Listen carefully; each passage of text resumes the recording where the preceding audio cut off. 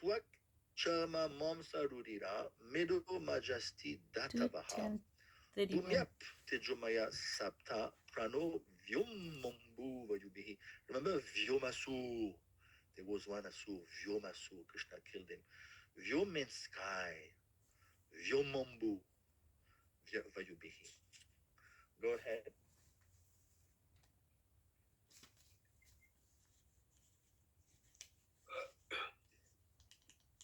2:10:31.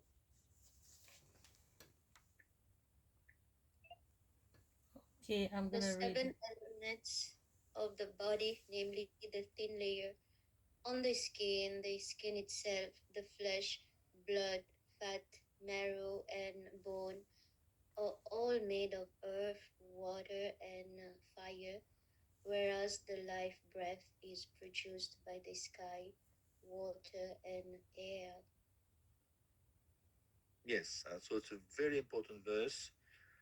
We should remember the elements of the body. And there's two sets of three. Purple is very interesting. I don't know if you have, when you come here, do you read the purples before? Because it helps you to understand. Huh? Yeah, I do most of the time, but Yeah, of course you were busy. So there's a gross aspect. When we say earth, water, fire, this is the gross aspect. And the subtle aspect is, again, water, sky. Sky means akash, ether, and air.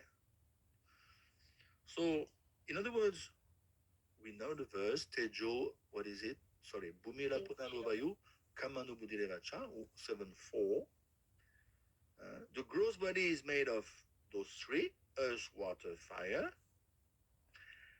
and the pran. The pran.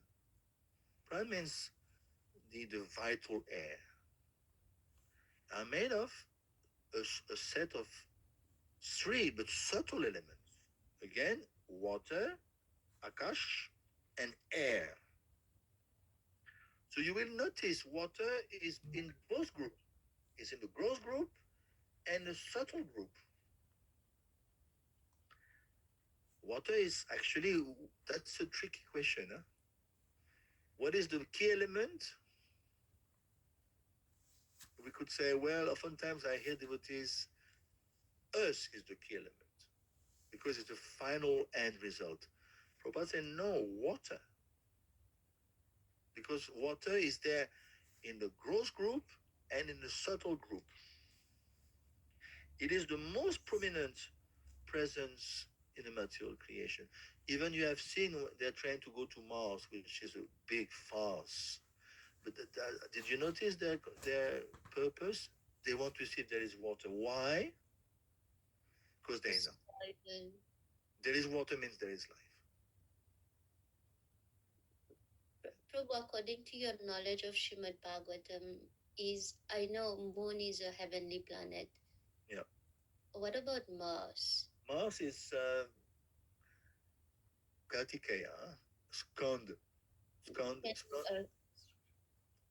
It's a malefic planet.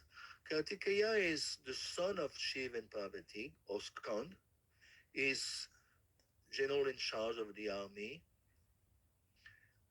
And Mars is definitely a celestial planet, but malefic a little bit. It's not a good planet. So, if you have Mars in your astrological chart, I know someone who has Mars, and you become extremely warrior type. So Jiva with the humanly body, I know they cannot reach the moon. This is a Mars. But Mars, can they reach? No way. If they can't even reach the moon, what to speak of Mars? See, I was discussing with Sundar Gopal and Dhananjay, and do you know that when you read Bhagavatam, it's Bhumandal is flat, the earth is flat. You know, they are trying to make us believe that the earth is a globe. That's another discussion. This is totally wrong. This is a century-long trick The earth is flat, according to Bhagavatam. Maheshwar Prabhu, I can send you the article. He has written 156-page article on this. The earth is flat. And he's a key guy in the TOVP. So if you want to, I can send you the article. You will fall from very, very high. And if you want to question him, this is the right person. The guy is a key scientist in his kind, Maheshwar, and he's quoting left, right, and corner from Bhagavatam. And there's another misconception. Oh, I was telling my son, and my son is very sharp. He told me, okay, when you look at the sun in the sky, it's a globe. When you look at the moon in the sky, it's a globe. Why not the earth? And I was stuck. So my son is quite sharp. So I have to get back to him, to Maheshwar. So we are studying Bhagavatam, but why? Such great souls like Vishwanath, Jiva Goswami, they spend the whole day and night. You have seen we are singing every day. Sanatan Goswami said, "This is my only friend." They are manjaris in the spiritual world. Why would they bother to study Bhagavatam? They're coming from the spiritual world. They're going back to the spiritual world. Why they're studying Bhagavatam day and night? They are already liberated. They are Vishnu Parikar.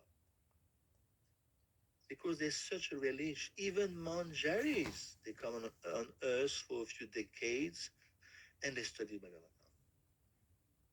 That should give us an inkling how important is that book. So Vishwanath explained that. Can you see my screen here? No, it's blank. Okay. So, because Prabhupada said in 31, yes, there's two groups of elements, gross group, earth, water, fire, and again, subtle group, water again, akash, ether, and air. So now he explains something very interesting. The seven dhatu, when we say dhatu, it's an Ayurvedic dhatu. Dhatu means it's an Ayurvedic term. The seven dhatus are here, they are mentioned here. With starting with skin and ending with bone, are composed of earth, water, and fire. This we know from Prabhupada. But then he goes, though those items have all five elements as components, because air and ether do not nourish the body through food and other items, whereas water, earth, and fire do, only three elements are mentioned. You follow? Why those three elements pertaining to the gross body are so important? Because then water nourishes us. We know that. If you stop drinking, you die. Earth, when you eat a papaya, it's coming from the earth. So that papaya is going to nourish you. That's a gross element. And fire, let's say you eat something which is cooked. Why do you like it so much? Because it's cooked on fire. That is why those three pertains to the gross body. And the other elements are there, but they don't nourish us. But they are there for the subtle body. Akash. Akash is what is the Panchamahabhut pertaining to Akash is the sound. So you need sound. You need to hear Bhagavatam. So it has to do with your subtle body. And then he goes, the pran. The pran means the life air. Composed of airs is nourished by ether and water. So when you hear Bhagavatam, your prana value, you have 10 value, 5 major pran, 5 minor pran. By hearing Bhagavatam, by hearing Vedic literature, you are nourishing your pran. And pran, don't forget, pran doesn't die. Pride, pran is going to take your soul away at the time of death.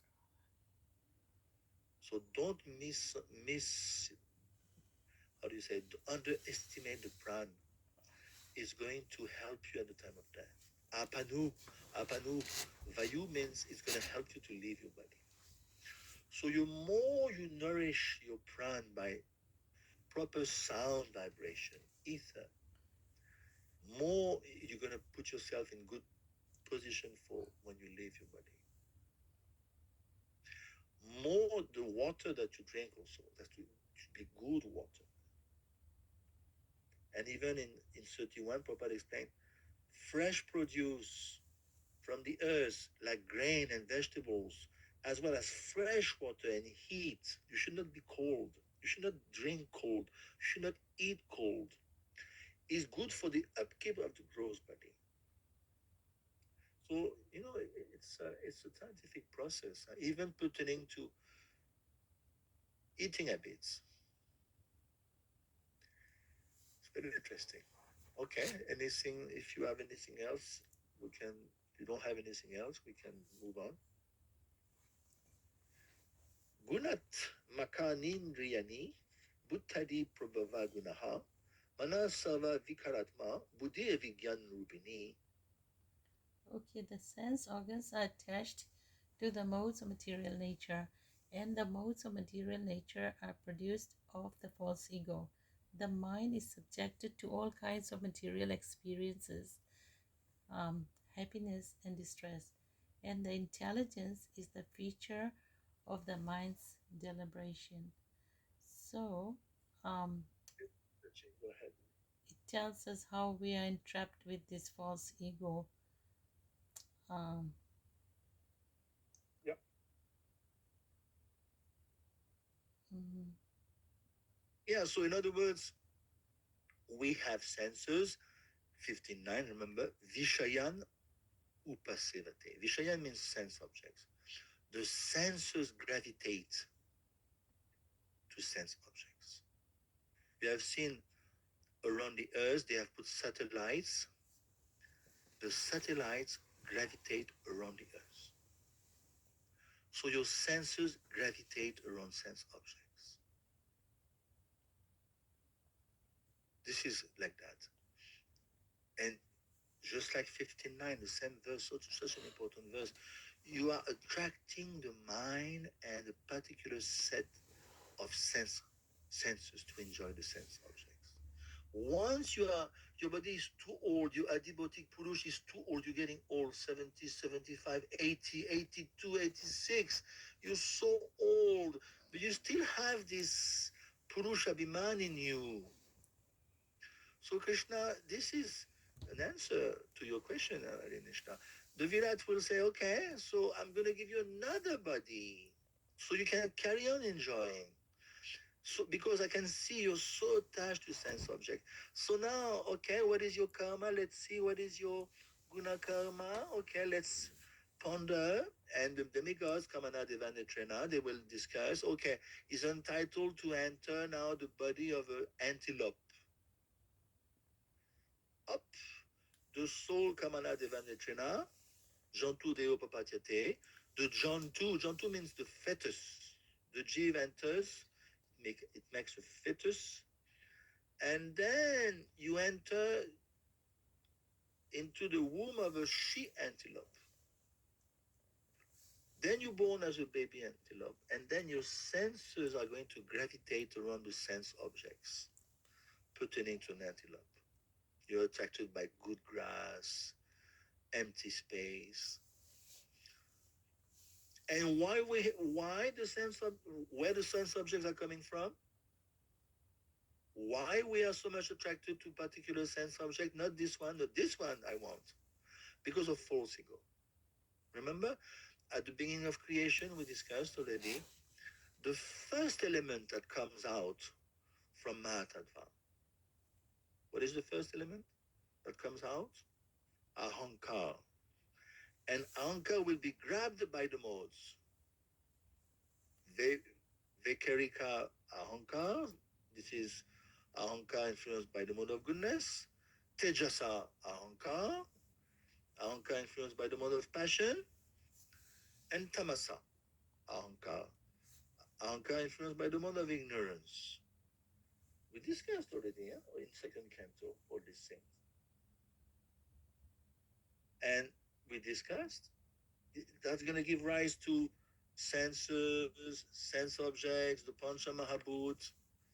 So, because you have a particular predisposition, according to the modes, you have contacted the modes in a certain way, automatically you are attracted by a certain combination of sense objects. And it goes, what is the element between your senses and the sense object?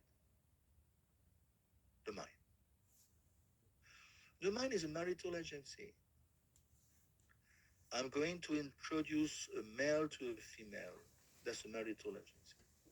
Even in Islam, they have marital agency. So that is the function of the mind. You have senses. I'm going to introduce you to sense objects. And the mind is transformed, is always transforming. Vikalpa, sankalpa, thinking, willing, feeling. And Buddhi Vigyan Rupini, the intelligence consists of the power of discrimination. In other words, the intelligence is the mind's deliberation. If you read that book, Jap, of Buddhism Prabhu, chapter 3, the function of the mind, you should read that chapter thoroughly. So the senses have a natural relationship with the sense object. And the mind is composed of transformations, happiness, distress, intelligence, discriminate. There's a verse, I can tell you, 1087:2. This is a beautiful verse, 1087:2. The Supreme Lord manifested the material intelligence, the senses, the mind, the vital air of the living entities so that they could indulge the desires for sense gratification, take repeated births and to engage in fruitive activities, become elevated in future lives, and ultimately attain liberation. So that's the bless, the blessing of the Lord. We want to enjoy, so He's going to manifest the material intelligence, senses, mind, vital air. Why? Because he knows they want to indulge in desires for sense gratification. So because of that, they're going to have to pay the price, take birth again, karma vasana, fruitive activities, and then one day they will become fed up, and then they will turn their face towards liberation. That's Pravriti Marg, long process. Out of love, is doing it out of love. But for us, in his current, Prabhupada told us, don't bother with Pravriti Marg, turn yourself to Nivriti Marg. Nivriti. Don't use the Vedas to stay in this world, in other words. Many people use the Vedas to stay in this world. They misunderstand the purpose of the Vedas. At least we got this right. We got this one right. We know the purpose of the Vedas is to leave this world and to go back. That's everything. So Prabhupada is telling us here in 32, use your intelligence to come out by 552. Mahatma Das, what is that verse? Mahatma Tamodwaram Bishop, what is it? Beautiful verse, Bishop Dev, 552. Serving the Mahat, forgetting the verse, 552. Mahatma,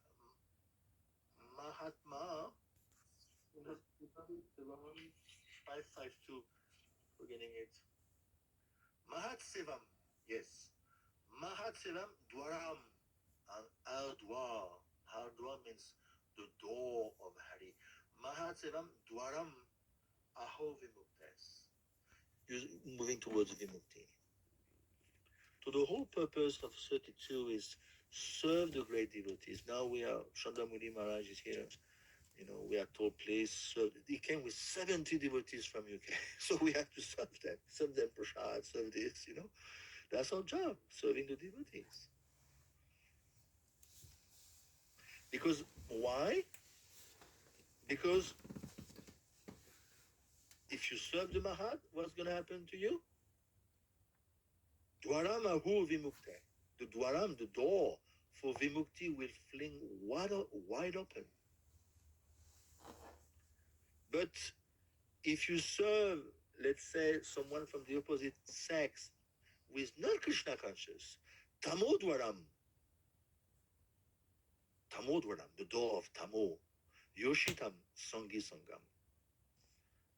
If you serve the opposite sex without discrimination, then tamodwaram. This is a beautiful verse, 552. So this is the point of Prabhupada here in 32. That's why we should not contaminate the intelligence. Because if the intelligence is contaminated, it's finished. Story is over. Mind is contaminated, we know. But the next door neighbor intelligence should not be contaminated. That is why we have to read Bhagavatam. You may be in Maya, but as soon as you read Bhagavatam, you're back in you're sharpening your intelligence. Do you follow? So Bhagavatam will process your Maya, will get rid of your Maya. That's why you have to read a lot, and not only read, study. Study. Okay, any questions on this one?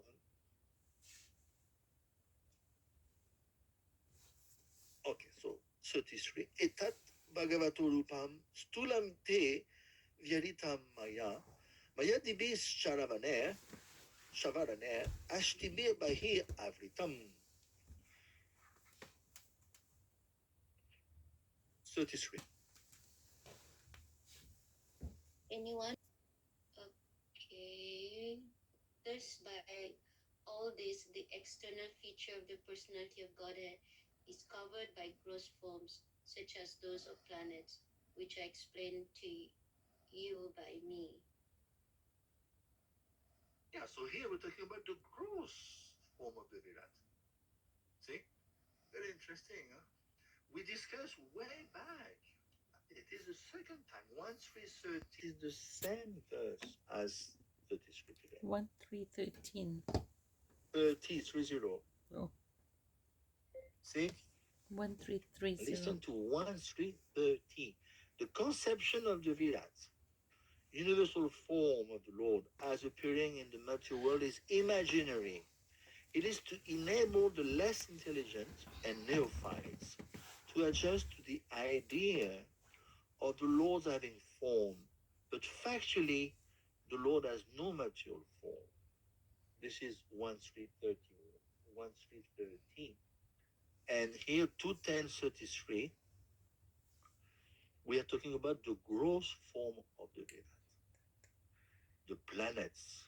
And Prabhupada said, actually Shukadev said, which were explained to you by me. So he has discussed already in the second canto, way back, that, remember, the mountains are the stack of bones, and the rivers are his veins, arteries. So that's the gross aspect of the Virat. Now, the problem is that if you separate the Virat, even the gross aspect of the Virat, from the Supreme Personality of Godhead, you may fall into pantheisms. What is pantheisms? That's, Robert will explain that. You will see in 35. We are in 33, in 2 verses, he will explain that very nicely. If you tend to emphasize the gross aspect of the Virat, you're totally enamored by the creation. Many people are like this. They love nature, which is great. But as soon as you emphasize nature more than the creator, you find yourself in difficulty. Why? What is the danger? What is the danger of emphasizing nature over emphasizing nature? There's a danger. You tend to undermine Krishna as a person, as the supreme, or even tend to become having an impersonalist approach. Exactly. It's called pantheisms. So it's a Greek philosophy. What is pantheisms? Do you know this school of thought? Pantheist, pantheisms. Papa gives a beautiful example. If you take a sheet of paper, you tear it apart, and you open your window, you throw all the pieces. They float in the wind, they disappear. So the pantheists basically they say, oh, God has spread himself so thin in the creation, he has scattered himself all over the creation, he has disappeared, he has become the creation. You follow? This is the pantheist. So it's a foolish philosophy. And that's the problem for those who emphasize too much the gross aspects of the Vedas. That's danger. That was a Greek school of thought, by the way, the pantheist. So little do they know. What is the flow with that philosophy? Please tell me. The philosophy Of pantheism, what is the flow? see, as you mentioned, the tendencies, they consider the universe to be identical with God. So practically, they fail to develop a personal relationship with God. And I mean, again, as you mentioned, how they consider everything, the nature, the creation, the universe, all are one and the same as God. Yes. So they don't understand that when the Shaktis of the Lord transform themselves for the sake of the creation, he doesn't become transformed. This is the little poor font of knowledge. When the energies of God transform themselves, he doesn't become affected by the transformation of his own energy. You follow? But Prabhu, I have a question here. Yes. While you see, while the pantheists, they don't believe in a separate personal God, but while they, but it's still Krishna reciprocate to them, right? Yeah. And the problem with the pantheist, See it will bring the you towards universe. demigod worship. Because you become so much enamored by the creation, you become enamored by a little better than that. You understand, oh, there is some agents behind the elements of creation. Okay. Let me worship you become polytheistic. And Hinduism fell into that trap. Little do they know that actually India is deeply monotheistic, very deeply. When you Yagyove Vishnu, when you look at the great kings of India, Maharaj Yudhishthira, they were extremely monotheistic. They acknowledge the demigods, but not as lesser individuals. They are jivas, they are Vibhutimat Sattvat, very great agents, presiding deities, much higher than humans, but never will they conclude that They're on the same level as Krishna or Vishnu. That's major aparad. That's namaparad, by the way. So India fell into the trap of pantheism. This is, you can see the full-fledged mistake of India. Pantheism, pantheism, pantheism. They are so much enamored by the demigods to the extent that they forget there is a Vasudeva Paramakaha, Vasudeva Para Yoga, Vasudeva Para Gati. You know that verse 1, 2, 28, 29? Vasudev behind the Yagya, Vasudev behind the Gati, the destination, Vasudev Para Yoga. Behind the Yoga is Vasudev, Vasudev Para Makaha. Behind the Makaha, the Yagya, there is Vasudev. Vasudev Para Gyan. Behind Gyan, there's Vasudev. Vasudev Para Karma. Behind fruitive activities, there's Vasudev. They forgot. And if they accept Vasudev, oh yes, he's a demigod. See, they put their foot in the mouth badly, the Indians, badly. They lost the track. They got lost on the way. And now, beautiful example of 33, what is it? Papa makes a nice development with the cloud. Did you notice?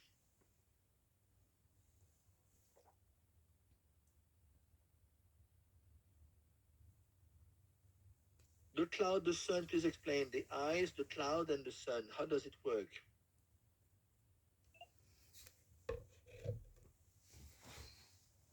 There's three things. There's us, there is the sun, and there is the cloud.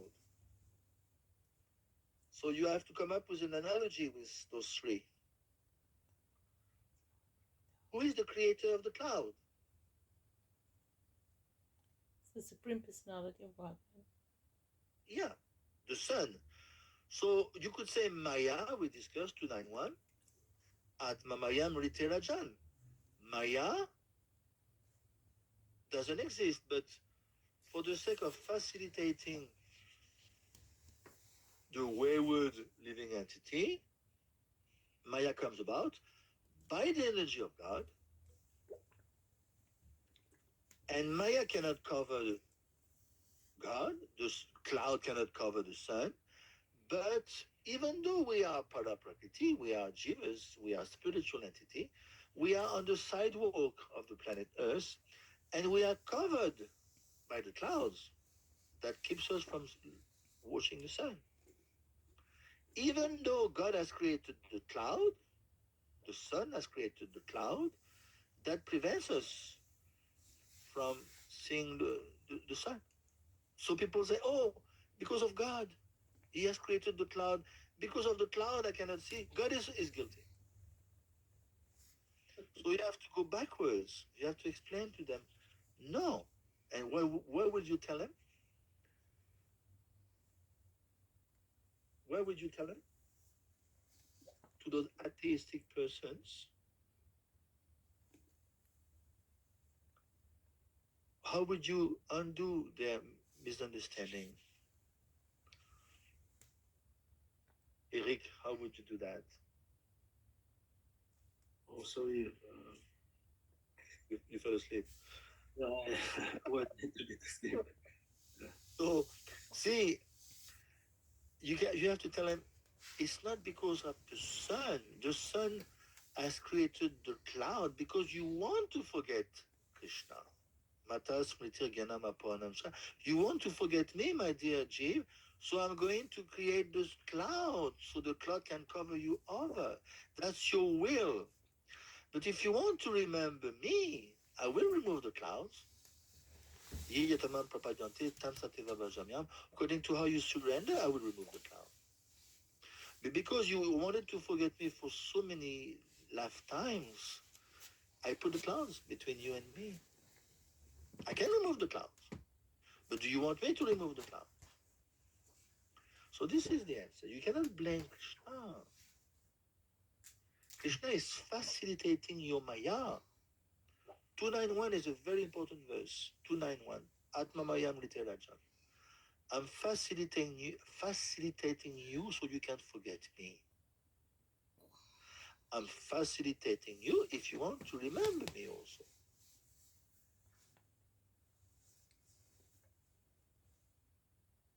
So 33, yeah, it's very important. Stulam. Stulam means the Virat. You can see the Sanskrit. Stulam means the Virat, the gross aspect of the Virat. There's one Virat per universe. So when we say Mahasamasti, we discussed that, remember? Mahastulam, Mahasamasti. What does it mean? It means the whole universe plus the layers. Maya Divihi means the layers. There's 7 layers around the universe. So when we say the universe plus the coverings is called Mahasamasti or Mahastulam. And the problem is people say this is God. They will say universe is God. Finish. I'm so much enamored. It's splendid. It's wonderful. It is God.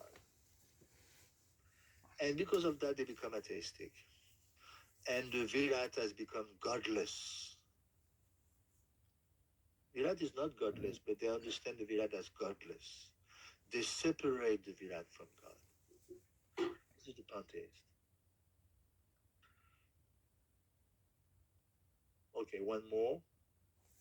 Now we're going to discuss about the subtle aspect of the Virat. Ataparam sukshmatamam avyaktam nirvisheshanam anadi madhya nidanam nityam vanmanasa param.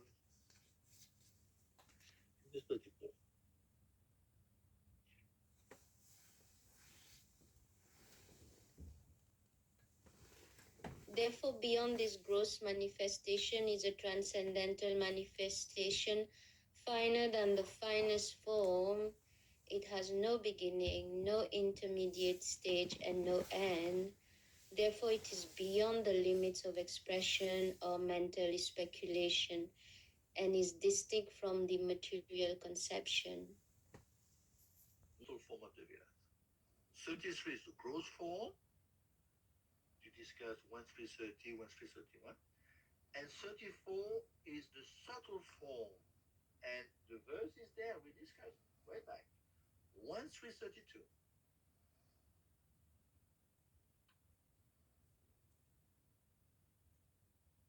Beyond this gross conception of form, that is the gross aspect, is another subtle conception of form, which is without formal shape, unseen, unheard, unmanifest. The living being has its form beyond this subtlety. Otherwise, it couldn't have. It means just like we are not a gross body, just like we are not a subtle body, in the same way, God doesn't need the virat, it doesn't need a gross form and a subtle form to function as God. You follow? Try to remember this analogy. We don't need a gross body as a spirit soul. We don't need a subtle body. In the same way, God doesn't need a gross body and he doesn't need a subtle body. He's a spiritual entity. So why does it exist? To facilitate those who cannot understand that God is a little boy in Vrindavan, going bare feet, anything with his left hand. They cannot, it's too much. They have to concentrate on something material. Okay, so Virat is there, my dear friends. You can concentrate on the Virat. You can concentrate on the gross aspect of the Virat, or if you're a little more refined, you can concentrate on the subtle aspects of the Virat. You follow? But it has nothing to do. Krishna doesn't need the Virat to function.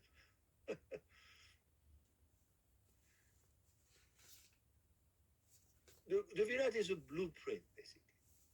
The blueprint for the creation.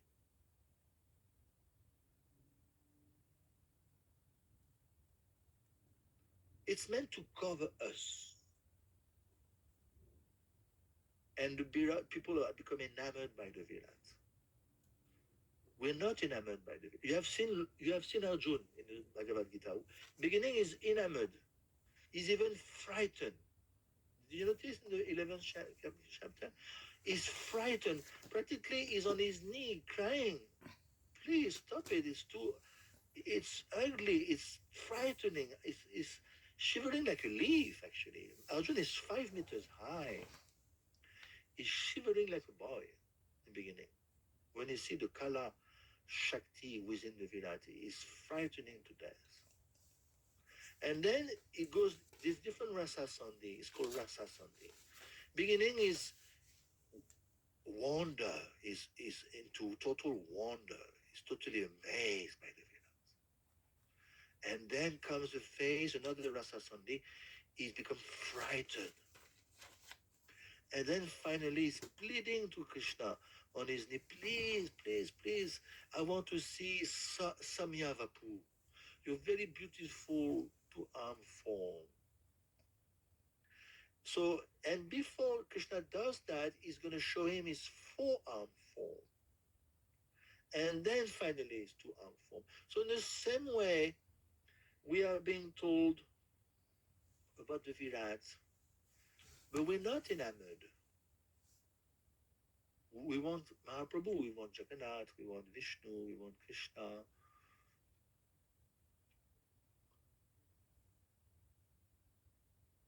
But it has its function. Some people, unfortunately, will stop at the Virat. So Virat will help them. You follow? So Prabhupada goes in that direction in the purport of 34. He's reminding us that the gross external body of the Supreme is created very rarely, only when Mahavishnu glances upon Pradhan, otherwise there's no creation.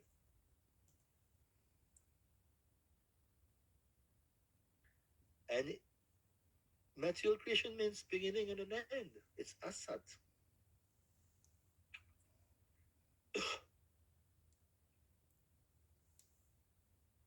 And then he goes into Nirvisheshanam and Visheshanam. Can you explain those two terms? Then we'll stop after that.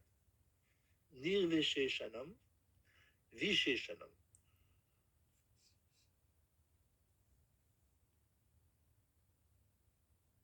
Nirvisheshanam, it's in the Sanskrit of 34.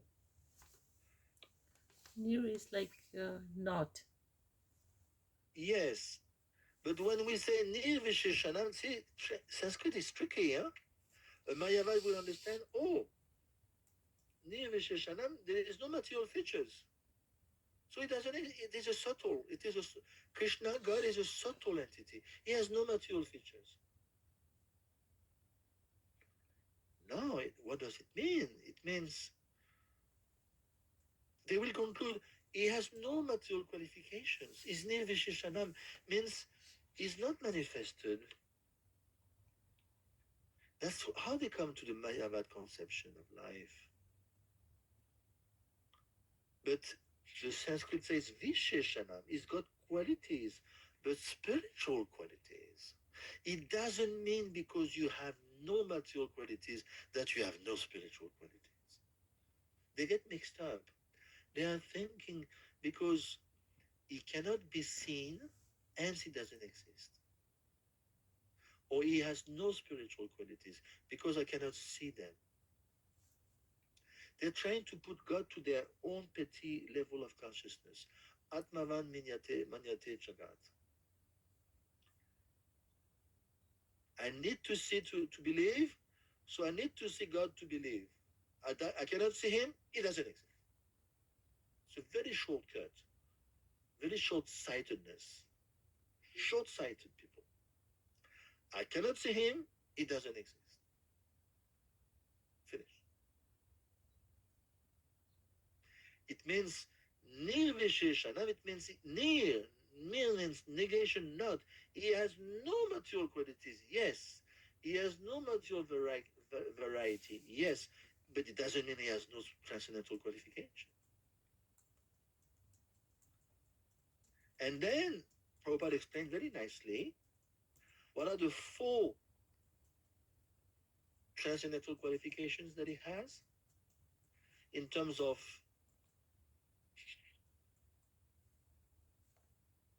subtle form, is avyakta,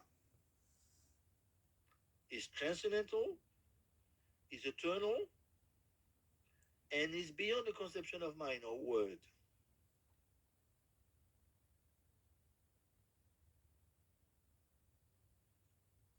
So we have to explain to people what is the subtle form of the Virat. This is the unseen form of God.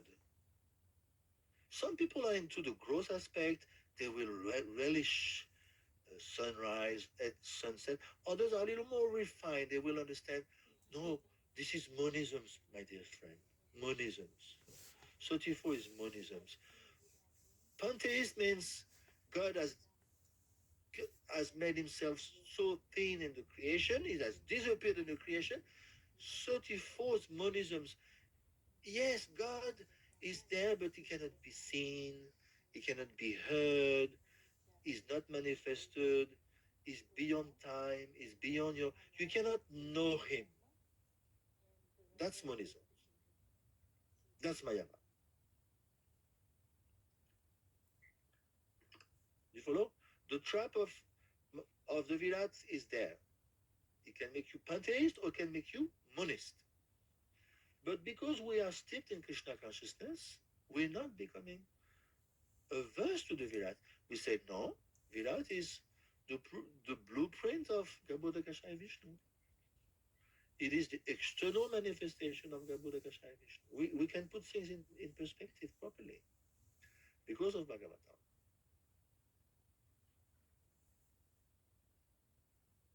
We are not bewildered.